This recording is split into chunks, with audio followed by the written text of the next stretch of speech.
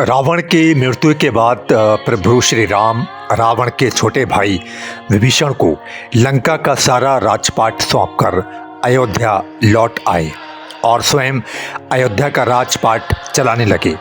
एक दिन जब प्रभु श्री राम अपनी राजसभा में बैठे थे, उसी समय अचानक लंका के राजा विभीषण भी राजसभा में पहुंच गए। सभा में पहुंचते ही विभीषण प्रभु श्री राम से गुहार लगाकर कहने लगे, हे प्रभु रक्षा कीजिए, लंका में कुंभकर्ण का पुत्र मूलकासुर आफत मचा रहा है। कुंभकर्ण का पुत्र था मूलकासुर।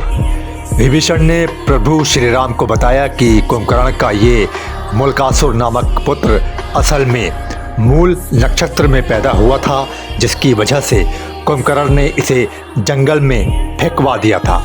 जंगल में फेंके जाने पर इसका पालन पोषण मधुमक्खियों ने किया था। मूलकासुर ने बड़े होकर ब्रह्मा जी की घोर तपस्या की।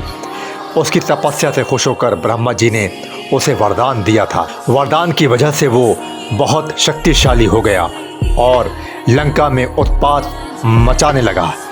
हे प्रभु, जब उसे अपने पिता के वध के बारे में पता चला तो उसने ये प्रण लिया कि मैं अपने धोखेबाज चाचा विभीषण को मारूंगा। इसके बाद राम को। विभीषण की बात सुनकर प्रभु श्री राम ने हनुमान और लक्ष्मण को सेना लेकर लंका भेज दिया। इधर जैसे ही मूलकासुर को राम की सेना के आने की बात पता चली, वो भी अपनी सेना के साथ लंका के बाहर आ गया। दोनों सेनाओं के बीच करीब 7 दिनों तक घोर युद्ध चलता रहा, लेकिन मूलकासुर अकेले ही श्री राम की सेना पर भारी पड़ रहा था। मूलकासुर को स्त्री के हाथों मरने का मिला था वरदान।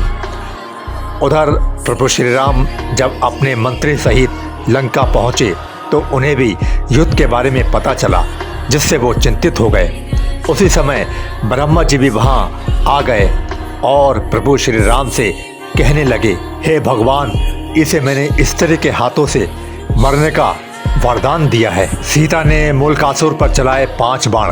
उधर प्रभु श्री राम का इशारा पाकर वानर सेना मूलकासुर की तांत्रिक क्रिया को तहस नहस करने लगी, जिस पर मूलकासुर क्रोध में अपनी तांत्रिक क्रिया को छोड़कर वानरों को खाने के लिए उनके पीछे दौड़ पड़ा। वानरों के पीछे दौड़ते दौड़ते वो युद्ध के मैदान तक आ गया। युद्ध के मैदान में पहुंचकर वो सीता की छाया को देखकर गरज कर बोला, तू कौन है? इस पर सीता की छाया ने गर्जना करते हुए कहा कि मैं तुम्हारी मौत चंडी हूँ। तूने मेरा नाम लेने वाले ऋषि मुनियों को खा डाला था, इसलिए अब मैं तुम्हें मारकर उसका बदला लूँगी। इतना कहकर छाया सीता ने मूलकासुर पर 5 बाण चलाए। दोनों में घोर युद्ध हुआ।